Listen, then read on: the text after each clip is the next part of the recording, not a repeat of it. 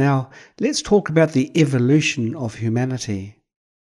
How did humanity come into being? According to Buddhist scriptures, originally there were no humans on earth. When the beings of the light sound heaven in the form realm lost their meditative concentration, they fell to the desire realm. In the desire realm, they continued to fall layer by layer from the sixth heaven to the fifth, fourth, third, all the way down. At first, they fell from the light sound heaven to the heavens in space where they could fly. Later on, they gradually fell to lower realms like the Trayastrimsa Heaven and the Heaven of the Four Kings, and finally fell to the earth. With less merit, more attachments and heavier afflictions, they kept falling and ended up on earth. This is also the Buddha's arrangement to send beings to earth. Because of the harsh conditions here, they need to continually work hard for survival, which makes them more intelligent. When conditions are ripe, the Buddha begins to guide them to understand the truth of the universe. One advantage of humanity is that it's relatively easy for them to learn the Dharma because life on earth is full of suffering. This is how humanity came into being. This great kalpa is called the good kalpa, during which 1,000 Buddhas would come to the world. Of course, this is not the only great kalpa. The previous great kalpa has already passed. In this great kalpa, 1,000 Buddhas will appear, with Shakyamuni Buddha being the fourth and Maitreya Buddha being the fifth. Based on my calculation, Maitreya Buddha will come to earth after over 8 million years. 8 million years is a long time.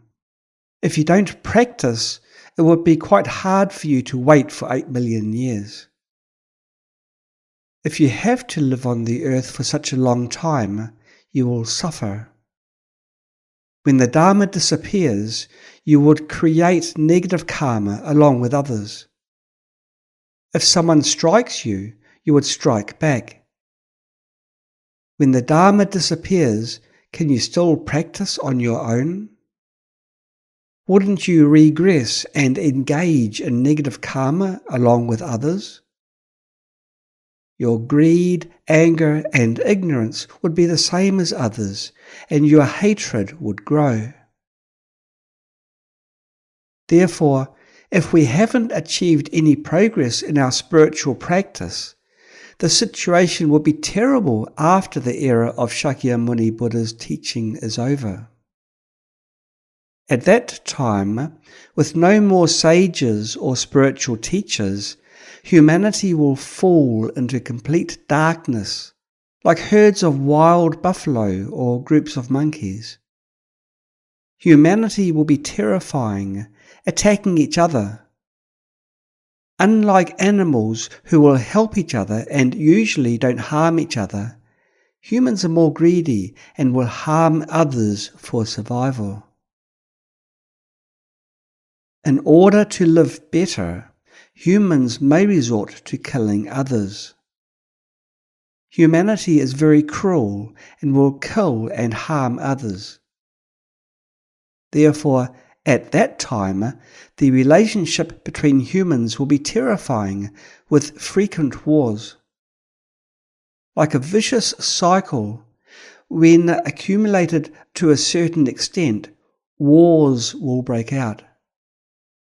This is because humans are very selfish and want to exploit others. Humanity is quite strange. Unlike other animals, such as wolves and monkeys, who are social animals but share food together, humans want too much. Instead of working by themselves, they want to supervise others and exploit the labour of others.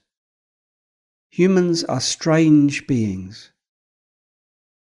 Of course, with the guidance of sages, some people are willing to dedicate themselves. Virtuous people would first work hard to earn their own livelihood and then share their surplus with others. Such people are virtuous. When virtuous people work, they certainly contribute a lot and would share their surplus with others. Selfish people, on the other hand, are not willing to contribute. They only want to exploit others in order to live. The differences among humans are huge.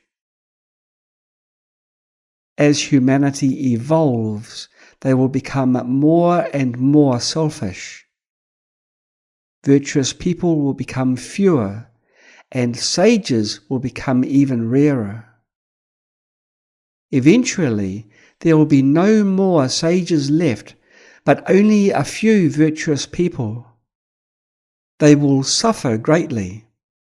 The majority will be wicked and selfish, with only the minority being virtuous. At that time, virtuous people will suffer greatly because there are many wicked people. As for the wicked, they don't care, as they will kill and plunder others anyway. They are also suffering because their minds are filled with anger and afflictions due to ignorance. However, they believe that this is life. Ignorant of the law of karma, they act recklessly for their own survival.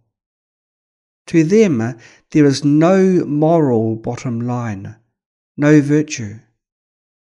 To live a better life, they dare to do anything. In the current Dharma-ending age, more and more people don't believe in reincarnation and the law of karma. As humanity continues to evolve, there will be more and more such people, rather than less and less.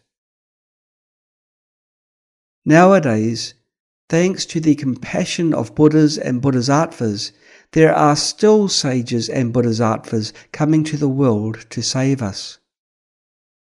Hence, there are still some people who can learn the truth and the authentic Dharma, so that we can return to our true nature.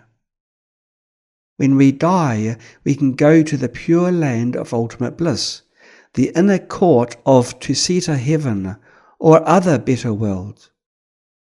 This is because if you transform your mind to a virtuous and liberated state through spiritual practice, you can enter higher realms. This is the meaning of our life.